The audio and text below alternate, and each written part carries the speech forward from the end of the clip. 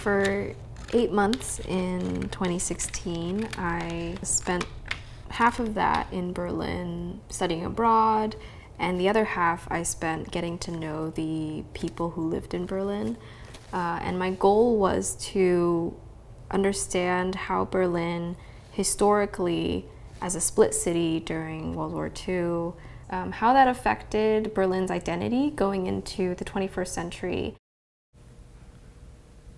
We live in borders, that's right, but that doesn't mean that the human being think in borders. What is the refugee? It's somebody that's arrived and needs some place to stay. Yeah. I finished that part. Yeah, okay. I'm trying to look into my life now. That even racist people, if you get to talk to them, to get to know them, we can work something out. I mean, I feel like since I've come over here, the whole idea of like borders and lines is crazy anyways. Because like if you look at history, like it's like this was part of Germany, now it's part of Czech Republic, now it's part of Germany, now it's part of Poland. Being afraid of us is not a bad thing, but you being not able to show these people who you are and what you are and just tear down this fear from them, this is what is bad.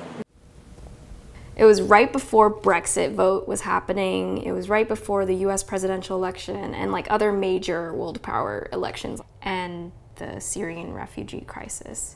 It was, you know, a huge point where like everybody was kind of worried about this uprise of the right wing.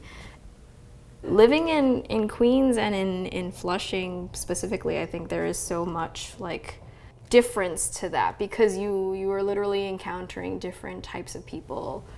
That's really interesting for me to have seen something reflected in another country that's not known as an immigrant country, especially since Germany is one of the last countries in Europe still opening its borders to refugees. I found that there were also a lot of Turkish Germans or Vietnamese Germans who were thinking about their identity in the same way that I deal with my identity as a Chinese American, and I thought that was really something special. It's so much more of a dialogue than it is a objective oral history. I'm still struggling with that. I couldn't even decide if I can say like I'm Turkish, German or whatever. Sometimes I even don't want to decide. When you're Syrian here, you're automatically a refugee. So yeah, the point is that when I arrived to Berlin, my life started to change and everything started to go up for me. Yeah, and also I feel like Germany is just like, they're very intense with like, quote, German blood. I came as a refugee and I don't feel ashamed of it. This is an installation of the oral history project that I worked on in Berlin. And it's kind of like how our own memories and our experiences all are. You know, we can remember things differently depending on how we felt during a certain memory. A growing city, referring to Berlin, I have the chance to live in this time now when Berlin is trying to find its own identity. So I decided to weave them together because of this beautiful transparency quality of the acetate. So not only could you experience like a portrait in a traditional sense, you could also see how it works with scenery or with text. Because it's the city where everybody has no place to belong, can belong here, you know, it accepts everybody. Am I gonna stay as a refugee even if I stayed here for 10 years?